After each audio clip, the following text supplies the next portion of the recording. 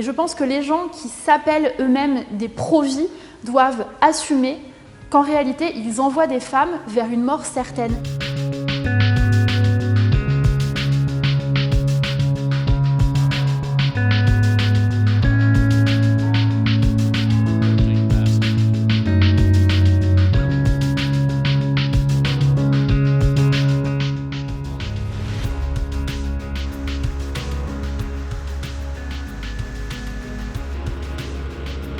Que pensez-vous de la loi anti-avortement passée en Alabama ?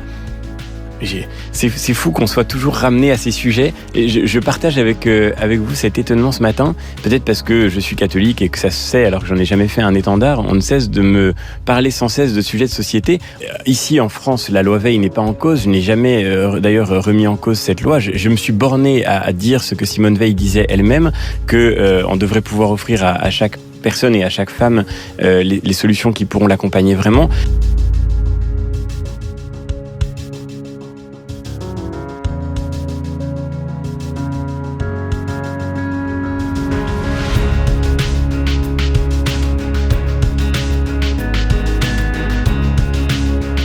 Il y a 10 ans, il y a 15 ans, on pensait que ces débats-là étaient derrière nous.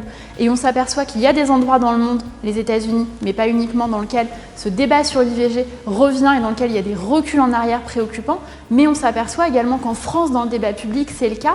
On a la tête de liste d'un grand parti, quoi qu'on pense du Parti des Républicains, et je suis en désaccord profond avec ce parti, mais c'est un parti qui a été un parti de gouvernement. Et la tête de liste de ce parti dit qu'il est à titre personnel opposé à l'IVG et refuse de dire ce qu'il votera lorsqu'il sera élu parlementaire européen sur les questions d'IVG et refuse de condamner les reculs graves dans le monde par rapport à la question de l'IVG. Je trouve ça préoccupant et je pense que les gens qui s'appellent eux-mêmes des pro-vie doivent assumer qu'en réalité, ils envoient des femmes vers une mort certaine. Parce que quand vous n'avez pas légalement accès à l'IVG, souvent ce qui se passe, c'est que les femmes ont accès à des IVG clandestins et beaucoup d'entre elles en meurent.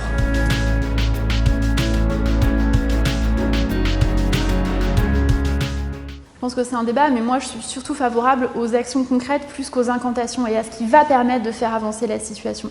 Ce qui va permettre par exemple en Europe de faire avancer la situation, c'est le pacte Simone Veil que propose Nathalie Loiseau et la liste Renaissance, c'est-à-dire d'harmoniser par le haut les droits des femmes partout en Europe. Ça veut dire que désormais les femmes seraient protégées, qu'elles vivent en France, mais en Espagne, en Pologne, en Hongrie, ailleurs, elles seraient protégées par ce pacte Simone Veil qui harmoniserait leurs droits par le haut et ça c'est important. Mais je crois que le débat de maintenant, il est un débat d'action et un débat concret.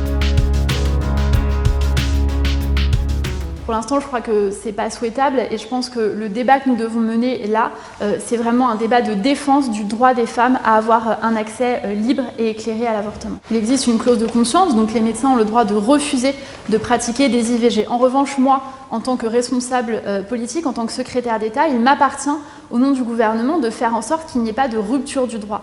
Donc quand nous avons eu un hôpital, par exemple en Sarthe, dans lequel les médecins faisaient valoir leur clause de conscience et ne pratiquaient pas d'IVG, avec ma collègue la ministre de la Santé, avec toutes les autorités compétentes, la préfecture, l'ARS et beaucoup d'autres, nous nous sommes mobilisés pour faire en sorte qu'il n'y ait pas de rupture du droit et que chaque femme, partout sur le territoire, puisse avoir un accès à l'avortement.